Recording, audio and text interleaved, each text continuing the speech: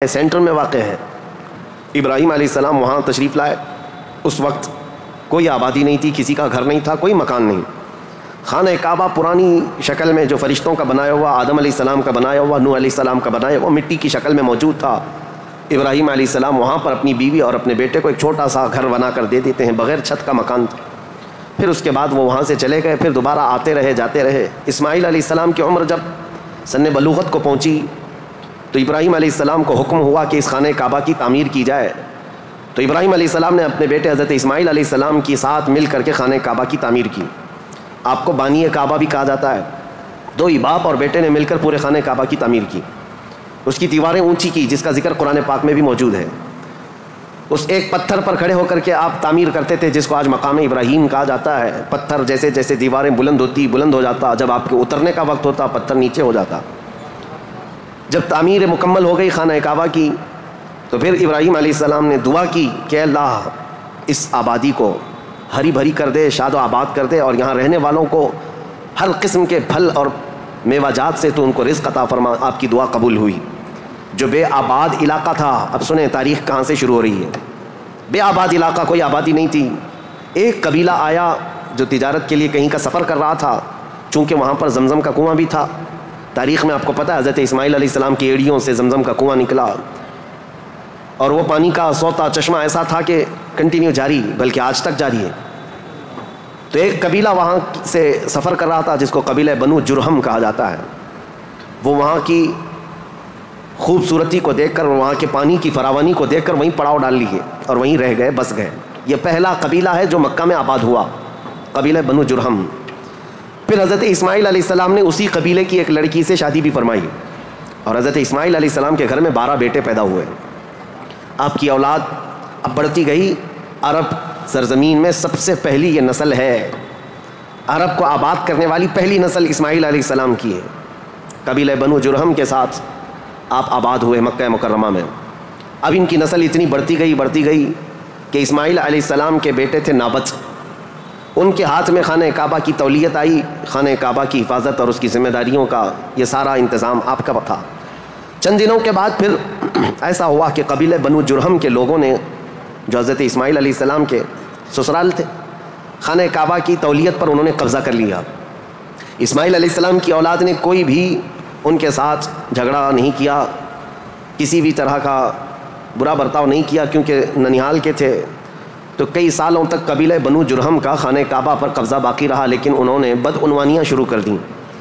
خانہ کعبہ کے پاس لوگ جو دور دور سے آتے تھے دنیا میں، حاجی، اس وقت بھی ہر سال حج ہوا کرتا تھا، ان کے ساتھ برا سلوک کرنا، ان سے چڑھاوے لینا، ان سے زیادہ مانگ کرنا، یہ سب چیزیں ہونے لگی۔ تو پھر حضرت اسماعیل علیہ السلام کی اولاد نے دوبارہ خانہ کعبہ کی تولیت اپنے ذمہ لے لی۔ تولیت کہتے ہیں ذمہ داری، جس سے متولی کہا جاتا ہے، جیسے مسجد کا متولی ہوتا ہے، تولیت اسی کو کہتے ہیں۔ خانہ کعبہ کی خدمت کی ذمہ داریاں۔ اب یہ زمانہ چلتا رہا۔ میں آپ کو پہلے یہ خاندانی معاملات بتا رہا ہوں، اس کے بعد پھر یہاں کے سیاسی حالات بھی بتاؤں، اور پھر مذہبی حالات بھی آپ کو بتاؤں، تاکہ اسلام کی تاریخ کو سمجھنے کے لیے اس کا بیک گراؤنڈ بھی سمجھنا بہت ضروری ہے، پس منظر کیا تھا یہ معلوم ہونا ضروری ہے۔ اب اسماعیل علیہ السلام کی اولاد میں عدنان ایک شخص پیدا ہوئے، جو آل اسماعیل میں بہت ہی معزز انسان تھے۔ اکثر صحابہ کرام کا اور خود رسول اللہ صلی اللہ علیہ وسلم کا نسب حضرت عدنان تک پہنچتا ہے۔ وہ ہمارے آقا صلی اللہ تعالیٰ علیہ وسلم کے جد امجد بھی ہیں۔ عدنان نے مکہ مکرمہ کی ذمہ داریاں سنبھالی، اور اس کے بعد اب آبادی اتنی بڑھ گئی کہ ان لوگوں کو تجارت کے لیے اور اپنے معیشت کے لیے، اپنے معاش کے لیے دور دور جانا پڑا، مکہ چھوڑ کر کے باہر جانا پڑا۔ آبادی بڑھتی چلی گئی مکہ مکرمہ کی۔ اور اس کے بعد زمانے کے صبح شام گردش لیل و نہار جس کو کہتے ہیں، آتے گئے ایسے کہ آل اسماعیل علیہ السلام کی اولاد کا قبضہ یا ان کی خدمت کا معاملہ خانہ کعبہ پر ڈھیلا پڑتا چلا گیا۔ پھر کوئی دوسرا قبیلہ آیا، بنو خزاعہ، انہوں نے خانہ کعبہ کی تولیت اپنے حصے میں لے لی۔ اب جو اصل تاریخ شروع ہوتی ہے وہ میں بتانا آ رہا ہوں۔ تو برسوں برس اسی طرح سے گزرتے گئے، اور پھر ایک شخص پیدا ہوئے جن کا نام فہر تھا۔ یہ اسماعیل علیہ السلام کی اولاد میں فہر نام ہے۔ فہر کا ایک لقب تھا قریش، اور یہیں سے قریش خاندان کی ابتدا ہوتی ہے۔ قریش ان کا لقب تھا اور اصل نام تھا فہر بن غالب۔ تو حضرت فہر جو رسول اللہ صلی اللہ علیہ وسلم کے پردادا ہوتے ہیں، یہ پیدا ہوئے اور ان کی اولاد ہوئی، اور اس کے بعد اب قریش خاندان کی ابتدا ہوئی، لیکن جگہ جگہ یہ لوگ منتشر ہو گئے، کچھ مکہ میں رہے، کچھ باہر رہے، لیکن خانہ کعبہ کی تولیت کی اور وہاں کا سارا قبضہ جو ہے بنو خزاعہ قبیلے کے ہاتھ میں تھا۔ پھر زمانہ بدلتا ہوا یہاں تک پہنچا کہ اسماعیل علیہ السلام کی اولاد میں یعنی قریش خاندان میں ایک شخص پیدا ہوئے جن کا نام قصی تھا۔ یہ تاریخ کے بہت اہم آدمی ہیں، بہت اہم ترین شخصیت ہے قصی۔ ساری سیاست عرب کی وہیں جا کر ختم ہوتی ہے۔ قصی ایک کلاب کے بیٹے تھے، لیکن ایسا ہوا کہ باپ کا انتقال جلدی ہو گیا۔ قصی جو ہے بنو عزرا قبیلے میں ہی پرورش پائے اپنے ننیال میں۔ جوان ہوئے تو آپ کو بتایا گیا کہ تمہارا خاندان تو اسماعیل علیہ السلام کا خاندان ہے اور خانہ کعبہ کے وہ ذمہ دار رہے ہیں، متولی رہے ہیں۔ تو وہ اپنے ننیال کو چھوڑ کر کے جب مکہ آئے تو قصی یہ جوان تھے، بھرے جوان تھے۔ آتے ساتھ ان کے اندر وہ ہنر تھا، پیشانی میں وہ چمک تھی کہ جو دیکھتا دیکھتا رہ جاتا۔ ظاہر سی بات ہے وہ چمک کسی اور کی نہیں تھی، وہ نور مصطفیٰ کی تھی۔ قصی نے آتے ساتھ ہی لوگوں کو اپنی طرف مائل کر لیا، لوگ جوق در جوق قصی کے گرویدہ ہو گئے۔ پھر قصی نے سارے قریش کو جو ادھر ادھر منتشر تھے سب کو مکہ میں جمع کر دیا اور بنو خزاعہ قبیلے کے ہاتھ میں جو خانہ کعبہ کی تولیت تھی اس کو حاصل کر لیا۔ اب دوبارہ حاصل کرنے کے بعد اب تک مکہ مکرمہ میں یا خانہ کعبہ کی خدمت اور حرم میں جو معاملات چلتے تھے وہ یوں ہی چلتے تھے، جو ذمہ دار ہے اس نے جو دیکھ لیا وہ کر لیا۔ لیکن قصی نے باضابطہ ڈپارٹمنٹ بنائے، شعبے بنائے، حکومت کا اسٹیبلشمنٹ جس کا طرح ہوتا ہے پورا انہوں نے بنایا۔ انہوں نے ذمہ داریاں بانٹیں، سقایا، رفادہ، سدانہ، یہ سب نام رکھے گئے ہیں۔ یعنی انہوں نے شعبے ایسے بانٹ دیے، ڈپارٹمنٹ تبدیل کر دیے گئے کہ یعنی کئی قبیلوں کو جمع کیا مکہ میں اور کہا جب کبھی کہیں جانے کی ذمہ داری ہوگی، جھنڈا اٹھانے کی ذمہ داری وہ ایک بہت اہم ذمہ داری ہوتی تھی، وہ ایک قبیلے کو سونپ دیا۔ اور ہر سال جو حاجی آتے ہیں مینا میں ان کو پانی پلانا اور کھانا کھلانا، اس کو سقایا کہا جاتا تھا، وہ ایک قبیلے کی ذمہ داری دے دی گئی، سقایا۔ یہ ڈپارٹمنٹ پوری منسٹری ہو گئی۔ اور اس کے بعد رفادہ، یہ ایک ذمہ داری ہے، جو حاجی آیا کرتے ان کو پیسوں کی ضرورت ہوتی، کہیں دور دراز سے سفر سے آئے ہوتے ان کی مالی مدد کی ضرورت ہوتی، وہ ایک خاندان کے ہاتھ میں دے دیا گیا۔ یہ رفادہ ایک منسٹری کا نام ہے، وہ اس منسٹری کے ذمہ دار ایک قبیلے کو بنایا۔ پھر اس کے بعد سدانہ، خانہ کعبہ کی حفاظت، اس کے غلاف کو تبدیل کرنا، اس کی چابی کی ذمہ داری، اس کو کھولنا بند کرنا، اس کی صفائی کرنا، وہ بھی ایک قبیلے کے ذمے میں دے دیا۔ وہ باضابطہ ایک منسٹری بنائی گئی، ایک وزارت تھی۔ اور اس کے علاوہ تقریباً انہوں نے 26 منسٹریاں بنائی تھیں، شعبے بنائے تھے۔ کون؟ حضرت قصی۔ یہ دنیا میں سب سے پہلے اس طرح شعبے جات کو تقسیم کر کے، جیسے ایک جمہوری نظام ہوتا ہے، ایک ڈیموکریسی نظام ہوتا ہے، اس طرح سے آپ نے بنایا۔ اور حضرت قصی کی یہ مہارت تھی کہ پورے عرب میں آپ کا، بلکہ ہر جگہ آپ کا چرچا ہونے لگا۔ اور حضرت قصی نے اس چیز کو اتنے اونچے لیول تک لے جا کر وہاں مکہ مکرمہ کو پوری دنیا میں متعارف کیا کہ لوگ یہاں کی خدمتیں دیکھنے کے لیے آیا کرتے تھے۔ ہر قبیلے کو الگ ذمہ داریاں تھیں۔ یہ تاریخ ہے۔ اس کے بعد قصی جلدی ہی انتقال کر گئے، حالانکہ ان کو زیادہ وقت نہیں ملا، ان کا زیادہ وقت نہیں تھا۔ ان کی شادی ہوئی، شادی ہونے کے بعد ان کے گھر جو بیٹے پیدا ہوئے ہیں وہ 2 بیٹے تھے، ایک عبد الدار اور ایک عبد مناف۔ قصی نے اپنی ساری ذمہ داریاں، اپنی جانشینی عبد مناف کو دے دیا۔ عبد مناف یہ بہت ہی پاکیزہ اخلاق کے انسان تھے اور لوگوں میں بہت ہی معزز تھے، مکرم تھے۔ عبد مناف کے ذمے میں جو کام آئے تھے وہ جس طرح ان کے باپ قصی نے بانٹے تھے۔ اس کے بعد عبد مناف کے بیٹے پیدا ہوئے جو عرب قبیلوں میں نہیں، قریش خاندان میں سب سے افضل انسان سمجھے جاتے تھے، وہ حضرت ہاشم ہیں۔ ہاشم، ان کا لقب ہاشم اس لیے تھا کہ یہ اتنے فیاض تھے، اتنے سخی تھے کہ اپنا مال کا اکثر حصہ پورا حاجیوں کو کھلانے میں تقسیم کرتے تھے۔ ایک بار عرب میں قحط پڑ گیا تھا، لوگ بھوکے تھے اور لوگوں کے پاس مال و دولت کی کمی بہت زیادہ آ گئی، تو حضرت ہاشم نے سال بھر روٹیوں کے ٹکڑے کر کے ان کو شوربے میں ڈبو کر لوگوں کو پیٹ بھر کر کھلاتے تھے، اس لیے آپ کا لقب ہاشم ہوا۔ ہاشم اس ذمہ داری کو اس طرح سے سنبھالتے ہیں کہ خانہ کعبہ کی تولیت وغیرہ عبد الدار کے پاس تھی۔ سقایا، رفادہ، جس کو میں ابھی نام دے کر کے جو منسٹریاں بتایا کہ یہ الگ الگ قبیلوں کے ذمے تھی، تو عبد الدار جو ایک ان کے پردادا کے ہی خاندان میں لوگ تھے، انہوں نے بدعنوانیاں شروع کی تھیں، ٹیکس لگایا، حاجیوں سے پیسہ لیا۔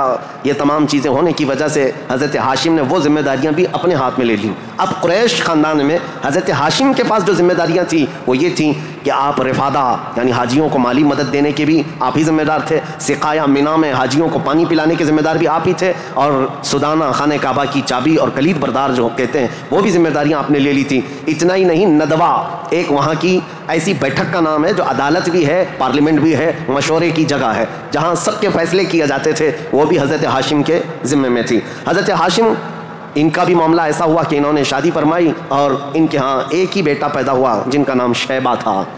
حضرت ہاشم کے گھر ایک بیٹا پیدا ہوا شیبہ، اور اس کے بعد حضرت ہاشم کا انتقال ہو گیا. شیبہ بچپن میں ہی اپنے باپ سے محروم ہوئے، اور ان کے چچا تھے مطلب جن کا نام تھا، ہاشم کے بھائی، سگے بھائی تھے. مطلب نے یہ شیبہ کو گود لے لیا اور پرورش کی، اور اتنی اچھی پرورش کی کہ لوگ جو ہے شیبہ کو ان کے اصلی نام کی بجائے مطلب کا غلام یا مطلب کا بیٹا کہتے ہوئے عبد المطلب ہی کہنے لگ گئے. یہ عبد المطلب میرے آقا صلی اللہ تعالیٰ علیہ وسلم کے سگے دادا ہیں. عبد المطلب ان کا اصل نام شیبہ ہے. اب یہ خانہ کعبہ کی تولیت کی ذمہ داری سب سے لمبے عرصے تک سنبھالنے والے یہی ہیں. کافی لمبا ٹائم ان کو ملا. عبد المطلب کے زمانے میں ہی وہ اصحاب فیل کا واقعہ پیش آیا جو ابرہہ بادشاہ خانہ کعبہ کو ڈھانے آیا تھا، یہ حضرت عبد المطلب کے زمانے میں پیش آیا. حضرت عبد المطلب کے بھی تقریباً کافی اولاد ہوئیں، بیٹے ہوئے 12 کے قریب ان کی بھی اولاد ہوئیں. آپ نے ایک منت مانی تھی کہ اگر میں اپنے سارے بچوں کو جوانی کے حالت میں دیکھ لوں تو ان میں سے ایک بیٹا اللہ کی راہ میں قربان کر دوں گا. جب سارے بچے آپ کے جوان ہو گئے تو حضرت عبد المطلب خانہ کعبہ کے پاس گئے، اور اس کے بعد آپ نے قرآن اندازی کی اپنے بیٹوں کے نام نکال کر کے کہ کس بیٹے کا نام نکلے گا جس کو قربان کیا جائے. تو آپ نے جب قرآن اندازی کی تو آپ کے چھوٹے بیٹے حضرت عبداللہ کا نام نکلا. قربانی کے لیے حضرت عبداللہ کا نام نکلا. حضرت عبد المطلب کے وہ سب سے زیادہ محبوب تھے، نور نظر تھے. آپ نے سارے لوگوں سے مخاطب ہو کر کے کہا کہ اس مسئلے کو کیسے حل کریں. تو سارے لوگوں نے کہا کہ اللہ رب العزت کے معاملات اللہ کے حوالے اس کو چھوڑ دو. پھر آپ نے خواب میں دیکھا کہ اس کا معاملہ ایسا ہے کہ اپنے اس نور نظر محبوب بیٹے کی قربانی کی بجائے ان کی جگہ 100 اونٹ قربان کر دیے جائیں. تو 100 اونٹ قربان ہوں گے لیکن آپ کے بیٹے کی قربانی بھی مان لی جائے گی کہ آپ نے بیٹے کو بھی قربان کیا. آپ نے حضرت عبداللہ کی جگہ پر 100 اونٹ قربان کیے. اسی لیے تو میرے آقا صلی اللہ علیہ وسلم نے ایک حدیث میں فرمایا ہے انا ابن الذبیحین، اے لوگوں میں دو ذبیحوں کا بیٹا ہوں. ایک ذبیح اسماعیل علیہ السلام ہے، دوسرے ذبیح میرے باپ عبداللہ ہیں. یہ رسول اللہ صلی اللہ علیہ وسلم نے فرمایا کہ اب یہ حضرت شیبہ عبد المطلب جو خانہ کعبہ کی تولیت کو سنبھالتے رہے. یہ تاریخ یہاں تک آئی. آل اسماعیل ہیں، یہ اسماعیل علیہ السلام کی اولاد. تاریخ کو میں نے شروع کیا تھا حضرت ابراہیم علیہ السلام سے، پھر اب حضرت عبد المطلب رضی اللہ تعالیٰ عنہ خانہ کعبہ کی تولیت سنبھالتے رہے، اور اس کے بعد اپنے سارے بیٹوں کی شادیاں کیں. ان میں اپنے چھوٹے بیٹے حضرت عبداللہ کی شادی آپ نے کہ ایک قبیلہ جو مدینہ طیبہ میں آباد تھا وہب بن عبد مناف کا، ان کی بیٹی حضرت آمنہ سے کی، جو سب سے معزز قبیلے کی خاتون تھیں، پاکیزہ تھیں، طیبہ تھیں، طاہرہ تھیں. رسول پاک صلی اللہ تعالیٰ علیہ وسلم کے والد ماجد عبداللہ نے حضرت آمنہ سے شادی کی. یہ شادی بھی بڑی مشہور شادی ہوئی کیونکہ حضرت عبداللہ کو کئی عورتیں دیکھتی تھیں اور شادی کی خواہش رکھتی تھیں. مکہ میں کئی لوگوں نے پیغامات دیے تھے، اور اس کے بعد جب حضرت آمنہ سے انہوں نے شادی کی تو ایک خاتون ہے جو حضرت عبداللہ کی شادی کے لیے بہت کوشش میں لگی تھی. انہوں نے حضرت عبداللہ کو دیکھا اور اس کے بعد کہا شادی کے بعد تمہاری پیشانی پر کوئی چیز چمکتی تھی وہ اب نظر نہیں آتی ہے، پہلے میں دیکھا کرتی تھی جس پر میں گرویدہ تھی میرے عزیز، تو وہ چمک اور وہ نور کوئی اور نہیں میرے مصطفیٰ کا نور نبوت تھا جو آدم علیہ السلام سے چلتا ہوا آیا ہے اور ان کے باپ حضرت عبداللہ تک آیا. پھر حضرت عبداللہ حضرت آمنہ سے نکاح کر کے رہ رہے تھے، اور تجارت کی غرض سے آپ حضرت عبداللہ ملک شام کی طرف جا رہے تھے. درمیان میں جو یثرب علاقہ تھا آج کا وہ مدینہ المنورہ ہے، وہاں حضرت عبداللہ کو کچھ بیماریاں ایسی لگ گئیں کیونکہ یثرب جو علاقہ ہے اس کو پہلے بیماریوں کا گڑھ کہا جاتا تھا. وہاں جو جاتا بیمار ہو جاتا تھا. اس وقت انہوں نے وہاں کا سفر کیا تھا اور بیماریاں لگ گئی، اور آنے سے پہلے آپ کا انتقال ہو گیا. عبداللہ کا انتقال ہو گیا، حضرت عبداللہ کا. اور پھر چند ماہ گزرے تھے، 6 مہینے کے بعد پورے عالم میں جو ایک عجیب کیفیت طاری تھی. عرب کی یہ تاریخ میں آپ کو بتا رہا ہوں کہ یہاں پر اب حالات کیا تھے. حضرت آمنہ کے گھر رسول پاک صلی اللہ تعالیٰ علیہ وسلم حمل سے ہیں، لیکن اس سے پہلے میں آپ پس منظر بتاتا ہوں، بیک گراؤنڈ بتاتا ہوں دنیا میں کیا چل رہا تھا اس وقت، حالات کیسے تھے. اس کو میں ڈیوائڈ کر کے اگر بتاؤں سیاسی حالات اور مذہبی حالات. سیاسی حالات میں یعنی پالیٹکس کے اعتبار سے دیکھا جائے تو حکومت اور تسلط قبضہ زیادہ کس کا تھا. اس دور میں سب سے بڑی 2 حکومتیں تھیں، ایک پرشین امپائر اور ایک رومن امپائر. روم کی حکومت اور فارس کی حکومت، ان دونوں کا بہت بڑا اثر و رسوخ تھا. پوری دنیا کی بات کر رہا ہوں، یہ سپر پاور طاقتیں تھیں. عرب میں بعض لوگ پرشین امپائر کے انڈر میں کام کرتے تھے، بعض لوگ رومن امپائر کے انڈر میں کام کرتے تھے. مذہب کے اعتبار سے ہم بعد میں بات کرتے ہیں. اب یہ حالات تھے کہ حکومت اور تسلط قبضہ سیاسی اثر و رسوخ سب سے زیادہ یہ دو حکومتوں کا تھا، جس کی وجہ سے آئے دن نئی نئی جنگیں ہوتی تھیں. رومن امپائر یہ چاہتی تھی کہ دنیا پورا قبضہ کر لیں، پرشین امپائر یہ چاہتے تھے کہ پوری دنیا ہم قبضہ کر لیں. اس آڑ میں دو سپر پاور کے ٹکراؤ میں پوری دنیا میں جنگیں روز روز چلتی رہتی تھیں. یہ حالات تھے سیاسی. عرب لوگوں کی خود کی کوئی حکومت نہیں تھی، ان کی خود کی کوئی حکومت نہیں تھی، لیکن وہی مکہ مکرمہ سے جو ان کے خاندانی حالات کی سرداری چلتی تھی بس. لیکن دنیاوی حکومت کے اعتبار سے یہ لوگ پرشین امپائر کے انڈر میں کام کرتے تھے یا پھر رومن امپائر کے انڈر میں کام کرتے تھے. یہ دو طرح کی حکومتیں چل رہی تھیں. اب مذہبی حالات کے اعتبار سے دیکھا جائے تو میں 4 حصوں میں تقسیم کرتا ہوں پوری دنیا کو، 4 حصوں میں. فارس جس کو آج پرشیا کہیں آپ، ایران جو آج کے دور کا ہے، اس کی سرحدیں اور بھی بڑی تھیں، بلند تھیں. پرشیا یا جس کو اس وقت پرشین امپائر کہا جاتا ہے. مذہبی حالات کیا تھے ان کے؟ مذہبی حالات اتنے خطرناک تھے کہ ان کے ہاں شروع سے کبھی ایک خدا کا تصور آیا ہی نہیں. یہ شرک میں ہی مبتلا رہی قوم ہے، ہمیشہ بتوں کی، ہمیشہ آگ کی پرستش کرنے میں سب سے زیادہ مشہور قوم ہے یہ پرشیا کے لوگ، یعنی فارس کے لوگ. آگ کی پوجا میں ان کا کوئی نام ثانی نہیں تھا. 1000 سال تک ایک آگ کو بجھنے نہیں دیتے تھے یہ لوگ. اس طرح کئی بت کدے تھے، کئی آتش کدے تھے. یہ فارس کے علاقے میں یہ حالات تھے کہ ایک خدا کا تو تصور ہی نہیں تھا، اور غلبہ ایسا تھا کہ جو حاکم ہوتا تھا اس کی عبادت کی جاتی تھی، جو مال والا ہے اس کے سامنے سجدے ہوتے تھے، جس کی طاقت ہے اس کے سامنے جھک جائے. یہ حالات پرشیا کے تھے. اور روما کے حالات کیا تھے؟ جو رومن امپائر ہے روم، یہاں پر عیسائی زیادہ طور پر آباد، اس زمانے میں بھی تھے پہلے سے بھی، کیونکہ عیسیٰ علیہ السلام کے بعد ان کے حواریوں کے ذریعے سے جو دین پھیلا وہ روما میں زیادہ تھا، جو آج کا اٹلی ہے، یونان ہے اور جورجیا وغیرہ کے علاقے آج، یہ سب رومن امپائر کے انڈر میں تھے اور یہاں عیسائی زیادہ تھے. لیکن ایسے عیسائی کہ اصل عیسائی دین کو انہوں نے مسخ کر دیا تھا، ختم کر دیا تھا. جو دین الہی تھا، اللہ کا دین تھا، عیسیٰ علیہ السلام جو لائے تھے، اس کو انہوں نے اتنا خلط ملط کر دیا تھا کہ عیسیٰ علیہ السلام کے جگہ جگہ مجسمے، اسٹیچو بنائے ہوئے تھے. مریم علیہ السلام، سیدہ مریم رضی اللہ تعالیٰ عنہا کو انہوں نے ساتھ میں پوجنا شروع کر دیا. تثلیث کا عقیدہ، ٹرائنیٹی جس کو کہتے ہیں، 3 خداؤں کا تصور ان کے گھر میں رواج پا گیا تھا. پورے روما میں یہی تھا. ایک خدا کی عبادت یہاں بھی ختم تھی. 2 بڑی طاقتوں کے انڈر میں شرک اور بت پرستی اور کفر بہت سر چڑھ کر بول رہا تھا. یہاں اللہ کو پہچاننے والے اور اللہ کی عبادت کرنے والے تقریباً ناپید ہو چکے تھے. عیسیٰ علیہ السلام کی جو آپ کا عروج ہوا آسمانوں پر، آپ کو اللہ تعالیٰ نے آسمانوں پر جو اٹھایا، وہ زمانہ بیت کر کے بھی 570 سال گزر رہے تھے. ان 570 سالوں میں کوئی نبی نہیں آیا.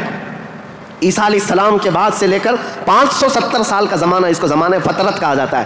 زمانہ فترت 2 نبیوں کے بیچ کے زمانے کو کہتے ہیں. اس بیچ میں کوئی نبی نہیں آیا، جس کی وجہ سے حالات اتنے گمبھیر تھے. پرشیا کے حالات میں نے بتایا، جگہ جگہ آگ کی پوجا، آگ کی پوجا، آگ کو ہی طاقتور مانا جاتا. اور روما میں تھا، عیسائی تو تھے لیکن ایسے کہ ٹرائنیٹی کا عقیدہ، مریم بھی خدا ہیں، عیسیٰ بھی خدا ہیں اور وہ بھی خدا ہے. 3 خداؤں کی عبادت. اور اس کے علاوہ راہبوں کا، پادریوں کا حال تو یہ تھا، اللہ کی پناہ، وہاں کے جو عبادت خانے تھے، جو چرچ تھے، جو کلیسا تھے، وہ عبادت کے نہیں تھے، وہ عیاشیوں کے اڈے تھے. کوئی عورت جاتی تو ان کے ہاتھ میں بچ کے باہر نہیں آتی، اس کے ساتھ وہ منہ کالا کر لیتے. یہ جو بڑے بڑے راہب تھے ان کا حال یہ تھا. اور وہ سیاست میں بھی اس طرح ملوث تھے کہ جب تک کنیسہ میں یعنی چرچ میں کوئی شخص مال نہ لا کر کے دے، اس کے لیے بددعائیں کرتے تھے، اس کی تباہی کا انتظام کرتے، بلکہ فوج کی سرکشی کے ساتھ ایسے لوگوں کو مار کر ختم بھی کر دیتے تھے. اور اس کو کہتے تھے کہ یہ جس کو جس طرح آج ہم یہاں پر دیکھ رہے ہیں دھرم دروہی ہے، دین چھوڑا ہوا آدمی ہے. یہ عیسائیوں کا تسلط ایسا تھا، ان کا قبضہ ایسا تھا، پادریوں کا عیاشی کے اڈے بنا دیے گئے تھے. جتنے وہ عبادت خانے تھے، جتنے عبادت خانے تھے وہ عیاشیوں کے اڈے بنے ہوئے تھے. اور ان کے ہاں یہ سب چیزیں عام. جو اخلاق دینے آئے تھے، جو اچھا مزاج دینے آئے تھے، وہی ان کے علماء، ان کے راہب پورے ایسے تسلط کے ساتھ گندگیاں پھیلا چکے تھے. یہ روما کے حالات تھے، پرشیا کے حالات وہ تھے. اب دنیا میں تیسرا ایک بڑا طبقہ جو اپنا اثر رکھتا تھا، اپنا رسوخ رکھتا تھا، وہ ہندوستان کا تھا.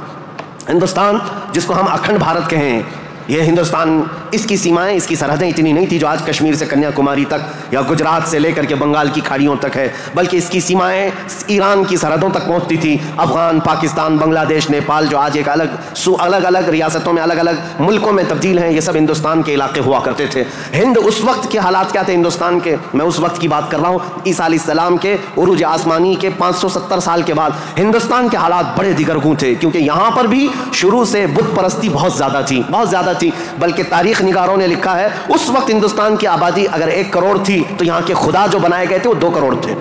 یعنی انسانوں کی آبادی سے بڑھ کر کے خدا تراشے گئے تھے. ہر قبیلے کا نہیں، ہر خاندان کا نہیں، بلکہ ہر انسان کا 2 خدا، 3 خدا، 4 خدا، جس کی جیسی حیثیت ویسے خدا بنائے ہوئے تھے. اور یہاں پر اخلاقی حالات اگر دیکھے جائیں تو وہ بھی اس طرح کہ جیسے کل بھی میں نے بتایا تھا، کاسٹزم میں یہ لوگ ایسے ملوث تھے کہ برہمن الگ، شودر الگ، دلت الگ، چھتریہ الگ، یہ سب چیزوں کو کاسٹ میں بدل کر کے، ایسے کہ کسی دلت کو ایک مقدس کتاب چھونے کی بھی اجازت نہیں ہوتی، برہمن سے مصافحہ کرنے کی بھی اجازت نہیں ہوتی، اگر کسی دلت نے برہمن کی لڑکی کو چھو بھی لیا تو اس کا ہاتھ کاٹ دیا جاتا، اور اگر گیتا کے شلوک سن لیتا تو اس کے کان میں کھولتا ہوا تیل ڈال دیا جاتا تھا۔ یہ سب حالات یہاں کے تھے، یعنی اخلاقی پستی، اخلاقی گراوٹ یہاں پر بھی تھی۔ روما کے حالات بھی اچھے نہیں تھے، پرشیا کے حالات بھی اچھے نہیں تھے، ہندوستان کے حالات بھی، اور عورتوں کے لیے تو یہ اس قدر سخت تھے، اللہ اکبر۔ یہاں کسی عورت کا شوہر مر جاتا تو عورتیں ساتھ میں اپنے شوہر کی چتا کے ساتھ آگ لگا لیتی، جس کو ستی کہا جاتا تھا۔ ستی ایک رسم ہے، تاریخ میں آج بھی موجود ہے۔ بیوہ عورت کو جینے کا حق نہیں تھا، بیوہ عورت اپنے شوہر کی آگ کے ساتھ خود بھی جل جاتی تھی، وہ چاہے جوان ہو، چاہے 2 مہینے کی دلہن کیوں نہ ہو، اسے جلا دیا جاتا۔ چند سالوں کے بعد پھر جلانے کا رواج ختم ہوا، پھر بیوہ عورت کو جنگلوں میں بھیج دیا جاتا کہ وہ وہاں رہے، وہیں آباد رہے، اس کا گھر میں آنا اب شگن۔ آج تک یہ بری روایت موجود ہے، جاہلوں کے آج بھی پائی جاتی ہے، غیر مسلموں کے ہاں کہ اگر کوئی بیوہ عورت اچھے تقریبات میں شامل نہیں ہو سکتی، اچھے فنکشنز میں نہیں آ سکتی، کھانے پکانے کے وقت نہ آ جائے، یا اب شگن ہو جائے۔ عورت اگر حیض اور نفاس کے عالم میں ہو تو اس وقت تو اس کے ساتھ جانوروں سے بدتر سلوک ہوتا، اس کا گلاس الگ، اس کا برتن الگ، اس کا کھان پان الگ، بلکہ جانوروں کا جس طرح سے الگ رکھا جاتا تھا عورت کا بھی الگ رکھا جاتا تھا، عورت کو پستی کی طرف دھکیل دیا گیا تھا۔ یہ تاریخ یہاں کی تھی، ہند کی۔ 3 بڑے طبقے دنیا کے میں بتا رہا ہوں، ایک روما میں، ایک پرشیا میں، ایک ہندوستان میں۔ اخلاقی پستی اس قدر تھی، کفر و شرک غالب تھا، اور اس کے علاوہ اب چوتھی ایک قوم بچتی ہے۔ ان سب کے بیچ میں اگر کوئی تھوڑی بہت شدھ بدھ رکھتی تھی، کوئی تھوڑا بہت اچھا مزاج رکھتے تھے تو اس زمانے میں عزت تھی، تو وہ بنی اسرائیل کی تھی، جو یہودی تھے، بنی اسرائیل۔ لیکن ان کے حالات ایسے تھے کہ غرور و گھمنڈ ان کو اتنا تھا کہ وہ یہ کہتے تھے کہ پوری روئے زمین پر سب سے افضل لوگ ہم ہیں، اللہ کے محبوب ہم ہیں، اللہ کے بیٹے ہم ہیں، ہم کو اللہ کبھی عذاب نہیں دے گا، کبھی اللہ ہم کو آگ نہیں دکھائے گا۔ یہ سب اتنا غرور تھا اپنے افضل ہونے کا کہ کوئی نبی آتے تو ان نبیوں کا قتل بھی کر دیتے۔ ان بنی اسرائیل نے، یہودیوں نے 10,000 کے قریب نبیوں کا قتل کیا ہے، 10,000 کے قریب نبیوں کا قتل کیا یہ بنی اسرائیل، اور اللہ کی لعنت ان پر ایسی، اللہ کا غضب ان پر ایسا، غیر المغضوب علیہم ولا الضالین پڑھتے ہیں آپ، اور قرآن پاک میں اللہ تعالیٰ نے فرمایا ہے کہ اللہ وباءوا بغضب من اللہ، وہ اللہ کے غضب کے ساتھ لوٹی ہوئی قوم ہے۔ یہودی جو تھے بنی اسرائیل، اس دور میں ان کا حال یہ تھا کہ تھوڑے بہت یہ بت پرستی تو نہیں کرتے تھے، دوسرے خداؤں کی طرف جھکتے تو نہیں تھے، لیکن سود خوری ان کی فطرت میں داخل تھی۔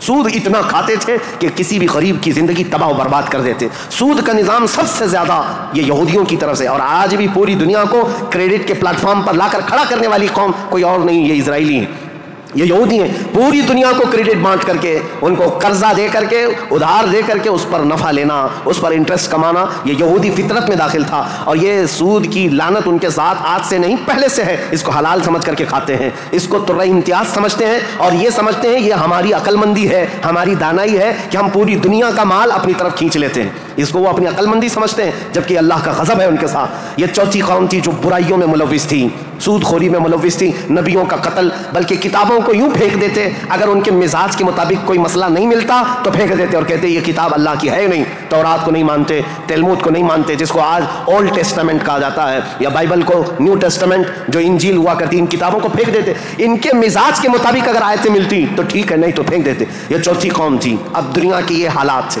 دنیا میں یہ حالات، جہاں جہاں دیکھیں عورتوں کا استحصال یا پھر زنا، شراب نوشی، یہ سب عروج پر تھے، روما میں، پرشیا میں، ہندوستان میں، اور بنی اسرائیل یہودیوں کے درمیان۔ اب جو 5ویں قوم الگ بنتی ہے وہ عرب کی سرزمین پر تھی، عرب لوگ تھے، عرب جو آل اسماعیل ہیں، اسماعیل علیہ السلام کی اولاد، یہ آئے تھے اللہ تعالیٰ کے منتخب زمین پر، لیکن کثرت سے ان کے ہاں بھی برائیاں گھر کر گئی تھیں۔ یہ ایسے ہو گئے تھے کہ ان کے ہاں بتوں کی تراشنے کی عادت بڑھ گئی، انہوں نے اپنے ہاتھوں سے خدا بنا لیے تھے۔ خانہ کعبہ جو مرکز تھا وحدانیت کا، اس خانہ کعبہ کے اندر بھی انہوں نے بت رکھ دیے تھے، اور خانہ کعبہ کی چھت پر ایک بت ہوا کرتا تھا جس کا نام حبل تھا، ایک بت تھا جس کا نام عزا تھا، اس کی پوجا کرنا تو حج کے ارکان میں شامل کر دیا تھا، حج کے ارکان میں تھا عزا کی پوجا کرنا۔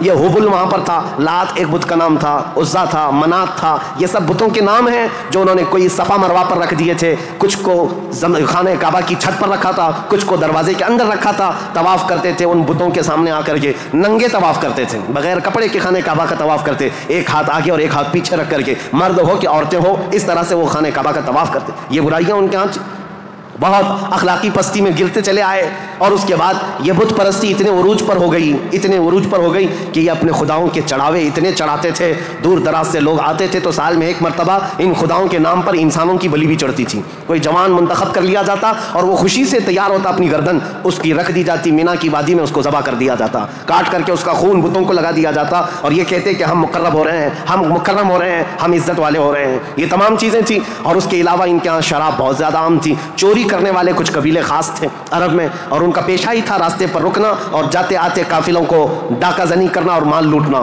اور اس کے علاوہ عورتوں کے لیے ان کے ہاں بھی اچھے حالات نہیں تھے، عورتوں کو تو مشین سمجھتے تھے، شادی کا کوئی ایک سسٹم نہیں تھا، کوئی مرد چاہے تو 100 رکھ لے، کوئی 50 رکھ لے، کوئی 60 رکھ لے، نہ شادی کا کوئی سسٹم ہے، جتنی عورتیں چاہے وہ رکھ سکتا تھا۔ اور پھر اس کے علاوہ عورتوں کے ساتھ سارا سلوک تو تھا ہی، لیکن وہ ایسے بدبخت تھے کہ بیٹی کے پیدا ہونے پر ناک بھون سکیڑتے تھے، بلکہ کئی ایسے عرب قبیلے تھے جو بیٹی کے پیدا ہوتے ہی اس کی گردن مروڑ کر کے اس کو زندہ دفن کر دیتے تھے۔ یہ عرب کی سرزمین پر پائے جانے والی چیزیں۔ شراب کو 60 سال 70 سال پرانی شراب جمع کر کے پینے کو فخر محسوس کرتے، اور جوا ایسے کھیلتے حرم کی سرزمین پر جوا کھیلتے، اور بازی میں کیا کیا لگاتے، بازی میں صرف پیسہ نہیں لگاتے، اپنی عورتیں بھی بازی میں ہار دیتے تھے۔ کوئی جوے میں کسی کی عورت جیت لیتا، کسی کی بیٹی جیت لیتا، کوئی کسی کی بہن جیت کر کے آتا۔ یہ قمار بازی، یہ جوا بازی اس قدر عام تھی۔ میں نے دنیا کے یہ سطحی حالات مختصر انداز میں آپ کے سامنے رکھے۔ سیاسی حالات میں اثر و رسوخ دو طاقتوں کا تھا، پرشین امپائر اور رومن امپائر۔ مذہبی حالات میں الگ الگ تھے، ہندوستان کے حالات کیا تھے، اور پرشیا کے، روما کے، اسرائیل اس وقت تھا نہیں، اگرچہ بیت المقدس ان کے ہاتھ میں نہیں تھا، لیکن یہ جگہ جگہ بکھرے ہوئے لوگ تھے یہودی، ان کے حالات بھی اچھے نہیں تھے، عربوں کے حالات بھی اچھے نہیں تھے۔ یہ اس قدر کفر و شرک کے مینارے بلند تھے، اللہ کہنے والی قوم پوری دنیا میں ڈھونڈنے پر بھی کہیں نہیں تھی۔ ایک خدا کی عبادت کرنے والی مجموعی طور پر کوئی قوم آباد نہیں تھی، ایک قائد کے اندر ایک امام کے پیچھے چلنے والی قوم کہیں نہیں تھی۔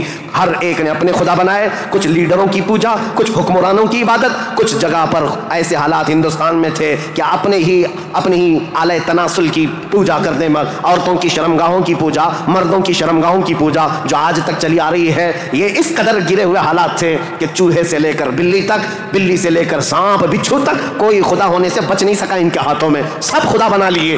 ان کثیر گمراہیوں کے حالات میں بتاؤ میرے عزیزو، مشیت ایزدی کو جلال آ ہی گیا، رب ذوالجلال کے رحمت میں جوش تلاطم آ ہی گیا۔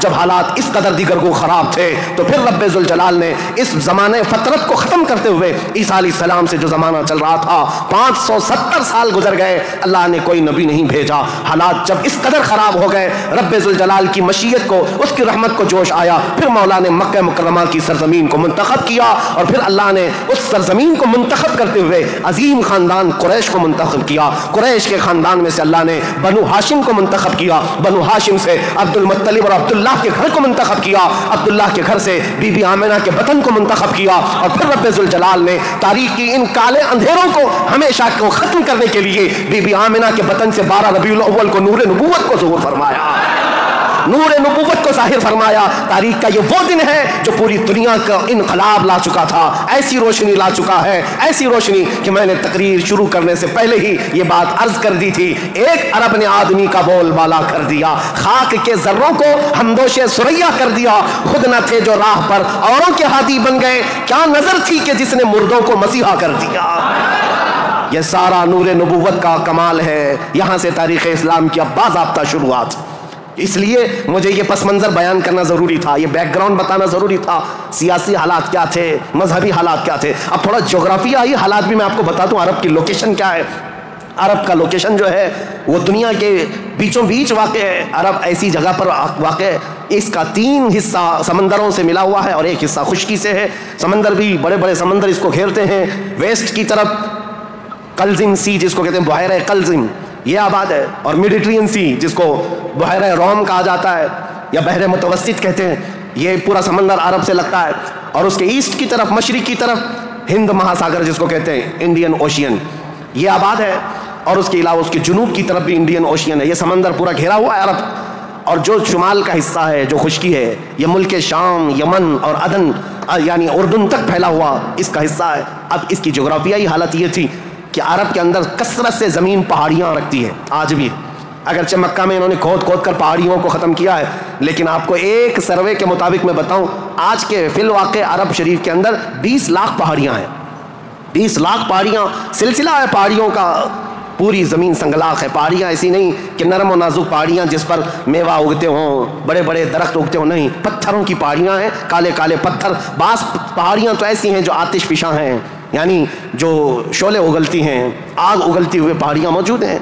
अरब की सरजमीन इन पहाड़ियों से भरी हुई, और नदी के नाम पर कोई नदी नहीं, पानी की किल्लत बहुत कसरत से, अगरचे 3 तरफ से समंदर है, लेकिन ज़मीन ऐसी खुश्क है कि अरब में कोई सरजमीन पर सब्ज़ा नहीं उगता था, खेती बाड़ी नहीं होती थी। बारिश का हाल ये है कि साल में अगर 2-4 दिन आ गई तो ठीक है।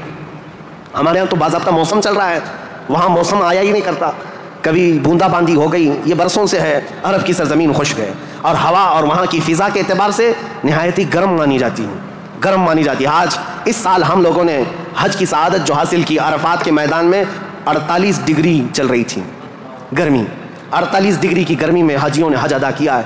हमारे यहाँ 37 डिग्री 38 डिग्री आ जाए तो हा हू करते हैं, और हम बाहर निकलने को पसंद नहीं करते। वहाँ 48 डिग्री में बग़ैर छत के हुज्जाज किराम हज करते रहे। इसीलिए अरबों की सरजमीन जो है नहायत गर्म मानी गई है।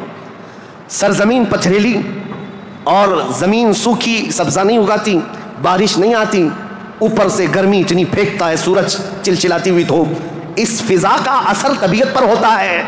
आप ये सोच रहे होंगे कि ये वेदर बताने की ज़रूरत आज क्या है? ज़रूरत है। मौसम के एतबार से इंसानों की तबीयत में फ़र्क आता है। जैसा मौसम होता है इंसानों की तबीयत में असर पैदा होता है। ज़मीन का भी असर होता है, मिट्टी का असर होता है, मौसम का असर होता है। अरब में कसरत से पहाड़ियाँ, सख्त किस्म के पत्थर, आज की हाई टेक्नोलॉजी के बड़े बड़े बिल्डोज़र लग जाते हैं, महीनों महीनों तक खोदते हैं तो थोड़ा बहुत हिस्सा भी कट नहीं पाता। हम तो तकरीबन 10 साल से एक पहाड़ को खोदते हुए देख रहे हैं, अभी भी अरब में वो खोद ही रहे हैं बिल्डोज़र, जबकि उन लोगों के यहाँ टेक्नोलॉजी हमारे यहाँ की तरह की नहीं है। रोड बनाना है तो रात के वक्त आप गुजर रहे हो 1 किलोमीटर रोड, सुबह फजर में देखें तो तैयार रहता है, इतने फास्ट। लेकिन पहाड़ियों को खोदने के लिए आज भी, आज के हाई टेक्नोलॉजी के दौर में भी वो पहाड़ियों को हिला नहीं पाते। सख्त किस्म के पत्थर, सख्त किस्म के पत्थर, ज़मीन सब्ज़ा नहीं उगाती, बारिश नहीं आती, मौसम बरसाता नहीं, सूरज झुलसा देने वाली गर्मी फेंकता है। ये सब का असर तबीयतों पर भी होता है। इसकी वजह से अरबों की तबीयत में खुश्कियाँ, चिड़चिड़ाहट, ज़िद्दीपन, तकब्बुर, गुरूर, ये सब चीज़ें थीं। अरब जल्दी किसी चीज़ को एक्सेप्ट नहीं करते। और अब मैं आपको ये भी बता दूं कि अरब को अरब कहते किस लिए थे, अरब ये नाम क्यों पड़ा था इसका। ये इंसानों की तबीयत के हिसाब से मेल खाता है, इसलिए मैं अर्ज़ कर रहा हूँ अरब नाम क्यों रखा गया। अरब किसको कहते हैं? लफ्ज़ अरब, ऐन राबा, या अरबी में लफ्ज़ जो है इसका मीनिंग होता है अच्छी ज़ुबान रखने वाला, फसीहुल लिसान जो आदमी है, अरब कहते हैं उसको। ये अरब अपने आप पर इतना गुरूर रखते थे, वो कहते थे कि पूरी दुनिया में अगर सबसे अच्छी ज़ुबान है तो हमारी है, बाकी को अजम कहते हैं। अजम का मतलब होता है गूंगा, वो हम सबको गूंगा कहते हैं। सारा अजम है, अरब को छोड़ करके जितना है वो सब अजम है। फारस अजम है, हिंद अजम है, अफ्रीका अजम है, अमेरिका अजम है। अजम का मतलब गूंगे। अरब लोग अपने आप को सिर्फ ज़ुबान वाला कहते और बाकी पूरी दुनिया को गूंगा समझते थे। तो ये नखुवत जो थी, ये बड़ापन जो था, ये तकब्बुर जो था, वो वहाँ के मौसम के एतबार से, पथरीली ज़मीन की वजह से उनकी तबीयतों में घर कर गया था, जल्दी एक्सेप्ट नहीं करते। ऐसे सख्त दिलों के अंदर और ऐसे सख्त कौम के अंदर इस्लाम का नूर जाहिर करना ये कोई आम बात नहीं थी, आम बात नहीं थी। अल्लाह रब्बुल इज़्ज़त की मसलहत और उसकी हिकमत बालिग़ा को देखे।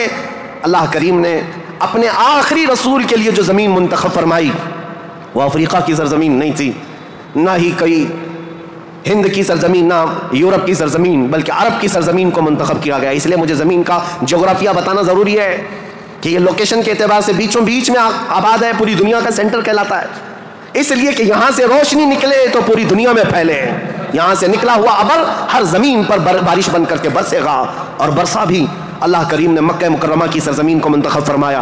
तबीयतें कैसी थी, अक्खड़ मिजाज लोग थे, उनके दरमियान मेरे आका को पैदा किया अल्लाह ने। और रसूल करीम सल्लल्लाहु तआला अलैहि वसल्लम जिस दिन पैदा हुए, ये बीबी आमिना का घर था, और रसूल करीम सल्लल्लाहु तआला अलैहि वसल्लम यतीमी की हालत में पैदा हुए हैं, बाप नहीं है, माँ परवरिश करती रही। अरबों के रिवाज के एतबार से दादा की शफकत बहुत ज़्यादा थी अपने पोते पर, क्योंकि बेटे अब्दुल्ला बहुत महबूब नज़र थे, बड़े प्यारे थे। लेकिन जब जवानी में इंतकाल कर गए تو حضرت عبد المطلب کو اس کا بڑا صدمہ تھا کہ میرا سب سے محبوب بیٹا عبداللہ مدینے میں انتقال کر گیا، تو اپنی بہو حضرت آمنہ اپنے پوتے حضور اکرم صلی اللہ تعالیٰ علیہ وسلم کی پرورش میں جی جان لگا دیا، اتنا لگا دیا. آپ کو پتا ہے میرے آقا صلی اللہ تعالیٰ علیہ وسلم کا نام پاک آج کروڑوں مسلمانوں کی آنکھوں کا تارا ہے. حضور کا نام جیسے ہی ہم محمد نام لیتے ہیں ہم انگوٹھوں کو چوم کر کے آنکھوں سے لگاتے ہیں. یہ نام پاک عام نام نہیں ہے. اس نام پاک کو بزرگان دین تو ایسے تھے کہ حضرت محمود غزنوی کا نام سنا ہے، ان کے خاص وزیر تھے ایاز. ایاز کے بیٹے کا نام تھا محمد. محمود جو ہے سلطان محمود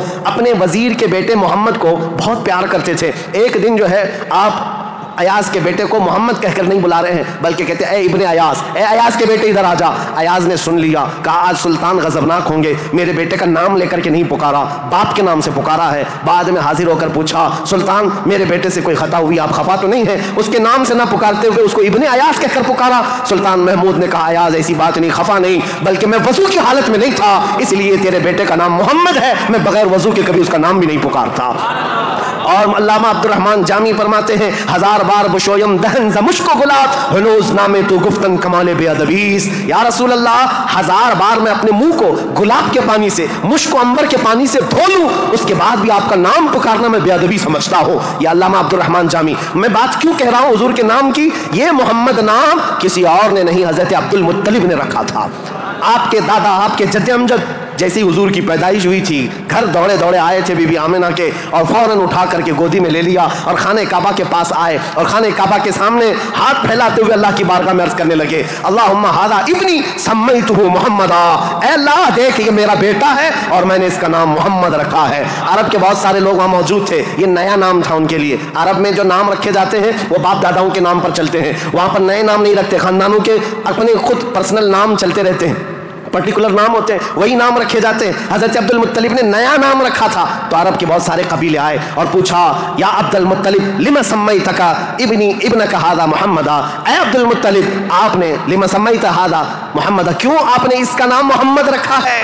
تو حضرت عبد المطلب مسکرائے اور کہا تمہیں پتا ہے محمد کا نام کا مطلب کیا ہے، محمد کے میننگ کیا ہے؟ کہا محمد کہتے کسے ہیں؟ محمد اس کو کہتے ہیں جس کی سارے لوگ تعریف کریں، سب سے زیادہ جس کی تعریف کی جائے اس کو محمد کہا جاتا ہے. حضرت عبد المطلب نے کہا میں نے اپنے اس بیٹے کا نام محمد اس لیے رکھا ہے کہ جب بھی کوئی نام لے تو نہ چاہتے ہوئے بھی میرے بیٹے کی تعریف ہو ہی جائے. آج میرے آقا کی شان میں کسی کو گستاخی کرنا بھی ہو، میرے آقا کا نام محمد لیتا ہے تو پہلے حضور کی تعریف کر ہی رہتا ہے، وہ کر کے ہی رہتا ہے. عزیزان گرامی وقار، حضور اکرم صلی اللہ تعالیٰ علیہ وسلم کو حضرت عبد المطلب نے بڑی شفقت دی. عرب کے مشہور قانون اور وہاں کے دستور کے مطابق کہ عرب لوگ اپنے بچوں کی حفاظت کے لیے یعنی ان کی زبان کی حفاظت کے لیے دیہاتوں میں بھیجتے تھے کہ ان کی زبان محفوظ رہے. شہروں کی زبان جو ہے مکس ہو جاتی ہے، جیسے ممبئی کی زبان اس کا کوئی اتا پتہ نہیں ہے، اس میں یو پی بھی ملا ہوا ہے اور راجستھان بھی ہے، گجراتی بھی ہے، کرناٹکی بھی ہے، سب ملا کر کے مکس ہو گئی کیونکہ ہر جگہ کے لوگ یہاں پر موجود ہیں. یہ شہر ہے اور شہروں میں ہر علاقے کے لوگ آتے ہیں، اپنی اپنی تھوڑی تھوڑی سی باتیں اس میں داخل کر دیتے ہیں اور یہ ایک مکسچر لینگویج بن جاتی ہے اور اس کو پتہ ہی نہیں رہتا اس کی اوریجنل لینگویج کیا تھی. مکہ ایسا تھا کہ ہر جگہ سے لوگ آتے تھے، حج کے لیے آتے تھے اور کئی کئی مہینے رہتے تھے. تو کچھ لوگ عربی جانتے نہیں تھے، کوئی فارسی اس میں داخل کر دیا، کوئی الگ زبان عبرانی داخل کر دیا، سریانی داخل کر دیا. تو وہاں پر زبان کی حفاظت کی بہت ضرورت تھی کیونکہ اس دور میں سب سے بڑا اگر کوئی عہدہ تھا تو زبان کا تھا. زبان جس کی اچھی ہو وہ عرب میں سب سے زیادہ عزت والا تھا. تو اس کے لیے مائیں اپنے بچوں کی زبان کی حفاظت کے لیے بچپن میں ان کی پرورش مکہ میں نہیں کرتی تھی، باہر بھیجتی تھی. اس رواج کے چلتے ہوئے 6 مہینے کے بعد حضور صلی اللہ تعالیٰ علیہ وسلم 6 مہینے حضرت آمنہ کی گود میں تھے. پھر وہ حلیمہ سعدیہ کے بخت چمکے، نصیبے چمکے کہ وہ دایا تھیں بنو سعد قبیلے کی. طائف سے آگے ایک علاقہ بنو سعد آج بھی موجود ہے، طائف سے 80 کلومیٹر دور، وہاں سے وہ آئی تھی، 180 کلومیٹر کا سفر کر کے آئی تھی اور مکہ مکرمہ میں انہوں نے رسول پاک صلی اللہ تعالیٰ علیہ وسلم کو گود لے لیا. تفصیلات میں نہیں بتا رہا ہوں، تاریخ ہے کیونکہ ہم مولد شریف میں تفصیلات بیان کرتے ہیں، یہ تاریخ اسلام ہے، اس کے لیے میں چلتی چلتی مختصر جھلکیاں رکھ رہا ہوں. حلیمہ سعدیہ لے کر گئیں، 2 سال پرورش کر کے واپس لے آئیں حضرت آمنہ کے گھر. حضرت آمنہ اپنے نور نظر کو لے کر ساتھ رہتی. جب حضور کی عمر 6 سال کی ہوئی تھی تو 6 سال کی عمر میں حضرت آمنہ مدینہ نکلیں کیونکہ ان کا ننیحال بھی تھا اور اپنے شوہر حضرت عبداللہ کی قبر بھی وہاں تھی. انتقال کے بعد سے وہ گئی نہیں تھیں تو اپنے بیٹے کے بڑے ہونے کے بعد حضور صلی اللہ تعالیٰ علیہ وسلم کو لے کر کے وہ مدینے گئیں، ننیحال گئیں اور اس کے بعد یعنی حضور کے ننیحال اور پھر واپسی میں حضرت عبداللہ کی قبر سے ہوتے ہوئے آ رہی تھیں. وہاں کی بیماریاں حضرت آمنہ کو بھی جکڑ لیں، ایسی بیمار ہوئیں کہ ابوا ایک جگہ ہے بدر کے قریب ابوا مدینہ اور مکہ کے بیچ میں حضرت آمنہ وہ زیادہ دیر آگے چل نہ سکیں، وہیں پر آپ کی وفات ہو گئی. حضور پاک صلی اللہ علیہ وسلم کی عمر پاک 6 سال کی ہے. خود رسول محترم صلی اللہ علیہ وسلم نے اپنے ہاتھوں سے اپنی ماں کو دفن کیا. حضور کے ساتھ اس وقت آپ کے والد کی ایک کنیز تھیں ام ایمن، یہ ساتھ رہتی تھیں. اور بس حضور صلی اللہ تعالیٰ علیہ وسلم واپس مکہ جب آئے، حضرت عبد المطلب کو جیسے پتہ چلا کہ حضرت عبداللہ کی بیوی آمنہ بھی انتقال کر گئیں، وہ فرط غم میں، جوش غم میں حضور صلی اللہ تعالیٰ علیہ وسلم کو ایسے قریب کر لیے کہ ایک لمحے کے لیے بھی اپنے آنکھوں سے اوجھل نہیں ہونے دیتے. لیکن ہوا کیا، مشیت عز دی جو چاہے. 8 سال کی عمر تھی میرے آقا کی، دادا حضرت عبد المطلب بھی فوت ہو گئے. یہ دور گزرتا گیا. دادا حضرت عبد المطلب نے اپنے انتقال سے پہلے اپنے بیٹے حضرت عبداللہ کے سگے بھائی جناب ابو طالب کے حوالے کر دیا تھا اپنے اس پوتے کو. حضور صلی اللہ تعالیٰ علیہ وسلم کو جناب ابو طالب کے حوالے کر دیا اور کہا کہ تم اس کی نگرانی کرنا. تو جناب ابو طالب نے ایسی نگرانی کی کہ ابو طالب کے گھر میں بیٹے تو ہوئے، ان کے بیٹے عقیل ہیں، ان کے بیٹے جعفر ہیں، ان کے بیٹے حیدر کرار، علی و مرتضیٰ ہیں، لیکن حضور صلی اللہ تعالیٰ علیہ وسلم کی پرورش میں ایسا کمال کا کردار ادا کیا کہ اپنے بیٹوں کو بھی کچھ نہیں سمجھتے حضور کے آگے، حضور اکرم صلی اللہ علیہ وسلم کے آگے. ایک روایت جو ہے بدن میں رونگٹے کھڑے کر دیتی ہے. میں آج بھی بحث نہیں کروں گا ایمان ابو طالب کے متعلق، ہمارا قتل آرا بحثوں میں سے ہے، ہمارا ٹاپک آج تاریخ اسلام ہے. لیکن ان کی پرورش کا انداز ایسا تھا. صرف ایک بات اگر میں بتا دوں، شاب ابی طالب نے جب 3 سال تک مکہ والوں نے حضور صلی اللہ علیہ وسلم کا بائیکاٹ کیا تھا، سوشل بائیکاٹ، کبھی بھی حملہ ہونے کا اندیشہ رہتا تھا کہ لوگ آ کر کے حضور کو قتل نہ کر دیں. رات کے وقت، کیونکہ عرب اتنے دشمن تھے رسول پاک صلی اللہ علیہ وسلم کے اعلان نبوت کی بات کر رہا ہوں، یہ روایت بیچ میں عرض کر رہا ہوں. جناب ابو طالب رات کے وقت جب حضور سو جاتے تھے تو ان کو اٹھا کر کے دوسری جگہ سلاتے اور حضور صلی اللہ علیہ وسلم کی جو جگہ خاص تھی، حضور کی جو چادر تھی، اس جگہ اپنے بیٹے کو سلا دیتے تھے. اور یہ کہتے ہیں ہماری نیند کے وقت میں اگر کوئی دشمن آ کر حملہ بھی کرے تو محمد پر حملہ نہ ہو، میرے بیٹے پہ حملہ ہو. یہ کمال کی شفقت کے ساتھ انہوں نے پرورش کی ہے رسول اللہ صلی اللہ علیہ وسلم. جب آپ کی عمر پاک 12 سال کی تھی حضور اکرم صلی اللہ علیہ وسلم کی، جناب ابو طالب کے ساتھ آپ تجارت کے لیے نکلے ملک شام، کیونکہ خاندانی مشغلہ تھا تجارت. ابو طالب ساتھ میں لے کر کے گئے. یہ وہ ٹرننگ پوائنٹ ہے تاریخ کا کہ بیچ راستے میں ایک بحیرہ راہب، ایک عیسائی پادری تھا، جہاں پر یہ قافلہ رکا تھا. بحیرہ راہب نے دیکھ کر کے ہی کہا ہذا سید المرسلین، یہ رسولوں کا سردار آیا ہے. عیسائیوں نے پوچھا تمہیں کیسے پتا؟ کہا میں نے ان کو دیکھا 12 سال کی عمر کے، جب یہ آ رہے تھے رات کے وقت پہاڑوں کے اوپر سے اتر رہے تھے، میں نے دیکھا کہ سارے پہاڑ سجدے، سارے جتنے بھی درخت ہیں وہ اس 12 سالہ لڑکے کے لیے سجدے میں گرے ہوئے ہیں. اور میں نے دیکھا کہ دن میں یہ جب چلتے ہیں تو سورج کی روشنی ان پر نہیں پڑتی، بادل کا ایک سایہ ان کے اوپر سایہ بنائے ہوئے چلتا ہے، بادل کا ایک ٹکڑا سایہ بنائے ہوئے چلتا ہے. یہ بحیرہ راہب نے ابو طالب کو بلا کر پوچھا کون ہے؟ کہا میرا بھتیجا ہے. کہا میری ایک بات سن لو، اچھا ہوگا کہ تم ان کو ملک شام مت لے جانا، وہاں یہودی ہیں، وہ ان کے قتل کے در پہ ہو جائیں گے، کیونکہ وہ اس انتظار میں ہیں کہ آخری نبی ان کے خاندان میں پیدا ہوگا. یہ تو تمہارے خاندان کا نصیبہ ہے، اگر تم لے جاؤ گے تو یہودی قتل کر ڈالیں گے، تم یہیں سے ان کو واپس مکہ لے جاؤ. جناب ابو طالب گھبرا گئے، ڈر گئے. کہا کہ میں اپنے اس بھتیجے کو ملک شام نہیں لے جاؤں گا. بیچ راستے سے ہی رسول پاک صلی اللہ تعالیٰ علیہ وسلم کو لے کر وہ مکہ واپس آئے. یہ وہ بشارت تھی. 40 سال کے بعد حضور نے اپنی نبوت کا اعلان فرمایا، لیکن خبریں تو 12 سال سے ہی مشہور ہو چکی تھیں، خبریں ہو چکی تھیں. بحیرہ راہب نے یہ کہا. اس کے بعد حضور پاک صلی اللہ تعالیٰ علیہ وسلم تجارت کو اپناتے رہے. جب آپ کی عمر پاک 25 سال کی تھی تو مکہ مکرمہ کی ایک معزز خاتون، بڑی مالدار خاتون تھی حضرت خدیجہ، جن کے 2 شوہروں کا انتقال ہو چکا تھا. اب وہ کسی سے شادی کرنے کے موڈ میں کبھی نہیں تھی، لیکن وہ بڑی مالدار تھیں. انہوں نے اپنا مال تجارت کسی کو دے کر کے انویسٹ کروا کر کے تجارت کرواتی تھیں. جب ان کو پتہ چلا محمد صلی اللہ علیہ وسلم بڑے امانت دار ہیں، بڑے ہی دیانت دار ہیں، تو اپنا مال ان کو دیا اور کہا کہ تم تجارت کرو اور نفع کما کر کے لے آؤ. رسول پاک صلی اللہ علیہ وسلم ان کا مال تجارت لے کر ملک شام گئے اور اتنا نفع ہوا اس مال میں. واپس جب آ رہے تھے تو حضرت خدیجہ کا ایک غلام میسرہ تھا. حضرت خدیجہ نے کہا تھا میسرہ تم ہمیشہ محمد پر نظر رکھنا، دیکھتے رہنا یہ کیسی کیسی تجارت کرتے ہیں، کتنا نفع کرتے ہیں. اس لیے نہیں کہ خرد برد ہوگا، اس لیے کہ مدد کے طور پر. جب یہ قافلہ واپس مکہ آ رہا تھا، اب پھر ٹرننگ پوائنٹ ہے یہاں پر. حضرت خدیجہ اپنے گھر کے بالا خانے پر بیٹھ کر کے اپنا نفع شدہ قافلہ جو مکہ میں داخل ہو رہا ہے اس کو دیکھنے کے لیے بیٹھی ہوئی تھی. بڑا گھر تھا، بڑا محل تھا. جب وہ اوپر سے نظارہ کر رہی تھی وہیں سے دیکھ کر کے وہ گرویدہ ہو گئی کہ اتنی دور سے دیکھ رہی تھی قافلہ صاف نظر نہیں آ رہا تھا لیکن چہرہ محمد سب سے زیادہ چمکتا ہوا نظر آ رہا ہے۔ حضرت خدیجہ کہتی ہے میں نے چاند کو بھی اتنا تیزی سے چمکتے نہیں دیکھا جس طرح ملک شام سے یہ لوٹتا ہوا قافلہ محمد کا چمکتا ہوا چہرہ لے کر آ رہا تھا۔ حضرت خدیجہ کہتی ہیں عجیب حالت تھی، قافلہ تو تجارت کر کے آ رہا ہے لیکن میں نے دیکھا اس قافلے کے اوپر جو دھوپ کا وقت ہے اس وقت آسمان کا ایک ٹکڑا، بادل کا ایک ٹکڑا سایہ بن کر کے چلتا ہوا آ رہا ہے، جس طرف محمد جا رہا ہے اس طرف وہ ٹکڑا بھی چلتا جا رہا ہے، آگے پیچھے نہ جانے کون سی مخلوق چل رہی تھی۔ حضرت خدیجہ کا دل یہیں سے بے قرار ہوا۔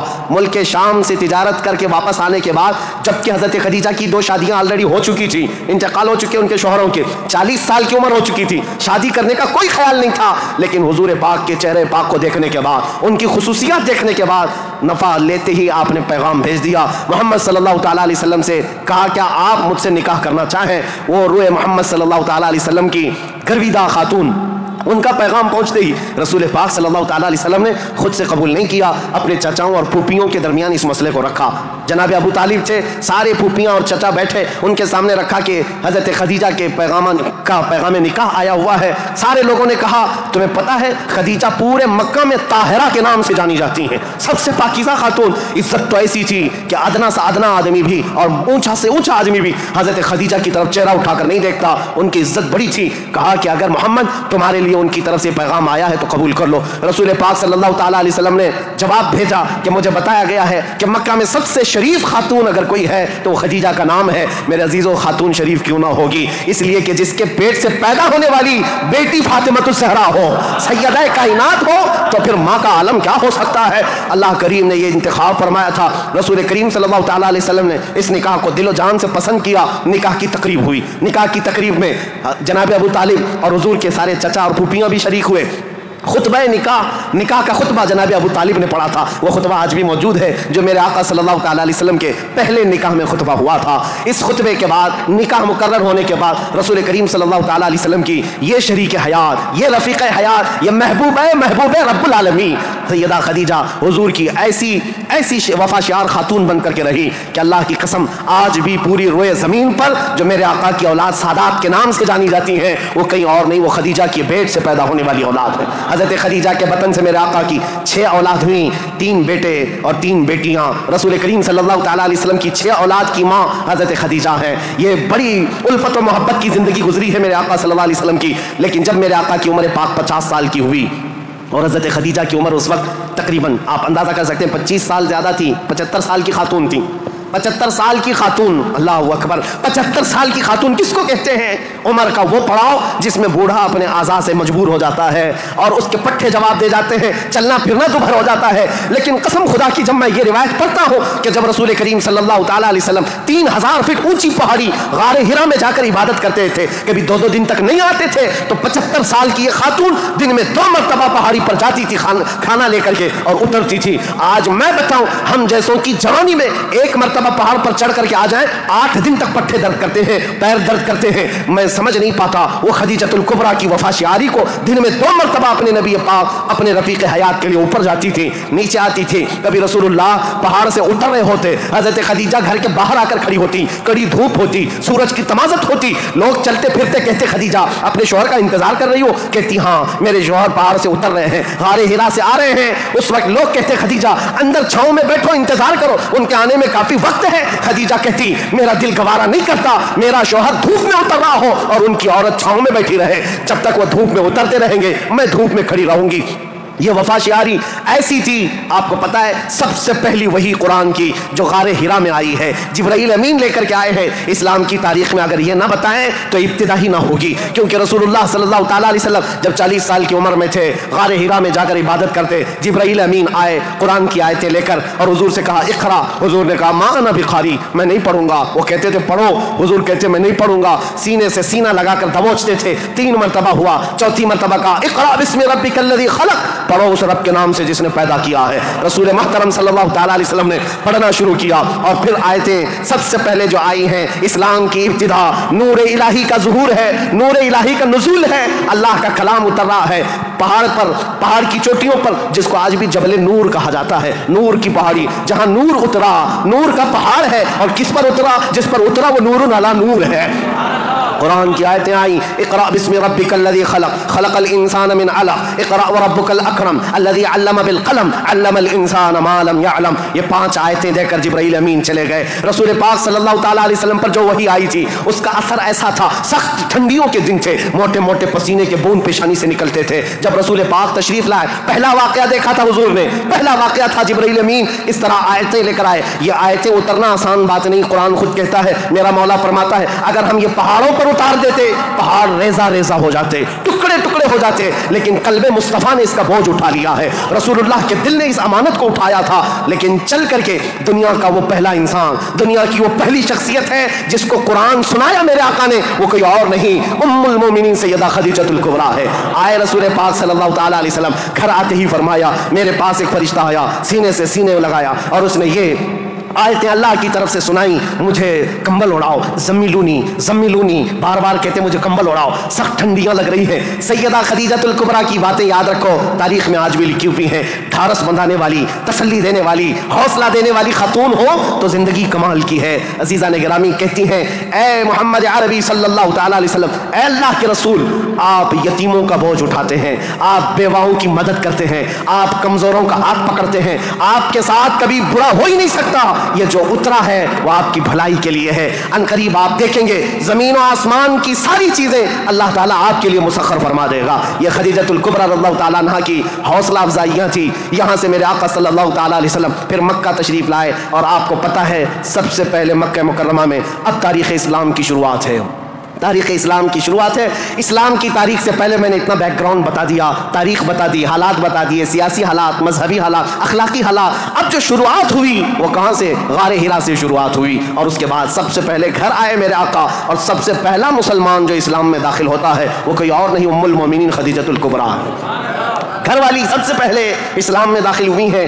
روایتوں کی تطبیق کے اعتبار سے الگ الگ مفسرین محدثین نے بیان کیے ہیں. سب سے پہلے اسلام لانے والوں میں صدیق اکبر بھی ہیں، مولا کائنات بھی ہیں، اور حضرت خدیجہ بھی ہیں، حضرت زید بھی ہیں، حضرت بلال بھی ہیں. سب کی کیٹیگری کے حساب سے ان کو اول درجے میں رکھا گیا. عورتوں میں سب سے پہلے حضرت خدیجہ، بچوں میں مولا کائنات. بہرحال سب سے پہلا جو اسلام شروع ہو رہا ہے وہ حضرت خدیجہ خود کے گھر سے رسول اللہ نے شروع فرمایا، اور اس کے بعد پھر مکہ والوں کو جمع فرمایا. مکہ کے سارے لوگ حضور کی بڑی عزت کرتے تھے، لوگ اپنی امانتیں حضور کے پاس رکھتے. آپ کا لقب تھا امین اور صادق. لوگ آپ کو امین کہہ کر پکارتے یا صادق کہہ کر پکارتے. اپنے مشوروں میں حضور کو دیکھتے تھے تو خوشیوں سے پھولے نہیں سماتے تھے. وہ کہتے کہ اگر محمد کسی مجلس میں بیٹھ جائے تو اللہ کی رحمت ہی رحمت ہے. اس وقت بھی عرب حضور صلی اللہ علیہ وسلم کا بڑا احترام کرتے، بڑی عزت کرتے. اس دن حضور نے جیسی دعوت دی پورا مکہ ٹوٹ پڑا، سب آ گئے. حضور نے سب سے پہلے ان سے سوال کیا، اے مکہ والو، اگر میں یہ کہوں اس پہاڑ کے پیچھے ایک فوج ہے جو تم پر حملہ کرنا چاہتی ہے تو تم کیا کہو گے اس بات پر؟ سارے لوگوں نے ایک آواز میں جواب دیا، اے محمد، آج تک آپ نے کبھی جھوٹ نہیں کہا ہے. اگر آپ یہ کہیں گے تو ہم صرف یقین ہی نہیں کریں گے بلکہ ہم تو اس فوج سے لڑنے کی تیاری بھی کریں گے. اتنا ہمیں یقین ہے آپ کی بات پر کہ ہم اس فوج سے لڑنے کی بھی تیاری کریں گے جس کے بارے میں آپ کہہ رہے ہیں پہاڑ کے پیچھے فوج ہے. رسول کریم صلی اللہ تعالیٰ علیہ وسلم نے فرمایا، تم جب میرے بارے میں اتنا یقین کا اعتقاد رکھتے ہو تو سنو، اب میں یہ نہیں کہنا چاہ رہا کہ اس پہاڑ کے پیچھے فوج ہے جو تم پر حملہ کرنا چاہتی ہے، بلکہ اب میں یہ کہتا ہوں، سنو غور سے، کہ میں اللہ کا نبی ہوں، آخری رسول ہوں، اور دین اسلام لے کر کے آیا ہوں. اللہ ایک ہے، اللہ کے علاوہ کسی کی عبادت نہیں کی جائے گی، کوئی خدا نہیں ہے سوائے اللہ کے. یہ پہلا جبل ابو قبیس کے قریب فاران کی چوٹیاں پہاڑی کے پاس میرے آقا نے صفا مروہ کے دامن میں مکہ والوں کو جمع کیا تھا. پہلی آواز میرے آقا کی زبان سے گونجی تھی، لا الہ الا اللہ محمد رسول اللہ. اب لوگوں کو دیکھنے کا وقت تھا. ظاہر سی بات ہے، میں نے عرب کی طبیعت پہلے سے بتائی، اکھڑ مزاج، سخت مزاج، نخوت بھرا ہوا، کبر تکبر بھرا ہوا. کب وہ ایکسپٹ کرتے؟ سارے لوگ ایک دوسرے کا منہ دیکھنے لگے. کہا کیا ہم حبل کو جو کعبے کے اوپر بیٹھا ہوا خدا ہے اس کو اتار دیں گے؟ صفا مروہ پر جو ہمارے خدا ہیں ان کو چھوڑ دیں گے؟ خانہ کعبہ کے اندر دروازے کے اندر جو خدا ہے ان کو چھوڑ دیں گے؟ چاہے زمزم پر جو خدا بیٹھا ہے اس کو چھوڑ دیں گے؟ سب کیچے میں گوئیاں شروع ہو گئی، بغلیں جھانکنے لگے. اور اسی اثنا میں غصے میں آ کر آپ کا سگا چچا ابو لہب کھڑا ہوا. کہا تبا لک یا محمد لہذا جمعتا، اے محمد کیا اس لیے تم نے ہم کو جمع کیا؟ برا ہو تمہارا، تمہارے ہاتھ ٹوٹ جائیں. یہ پہلا جملہ تھا جو ناز قلب مصطفیٰ کریم صلی اللہ تعالیٰ علیہ وسلم کے نازنین قلب پر اترا. اس وقت تک کسی نے برا جملہ آپ کے لیے استعمال نہیں کیا تھا. پہلا برا جملہ استعمال کرنے والا ابو لہب تھا. نبی کریم صلی اللہ تعالیٰ علیہ وسلم کے خاطر پر، آپ کے قلب اقدس پر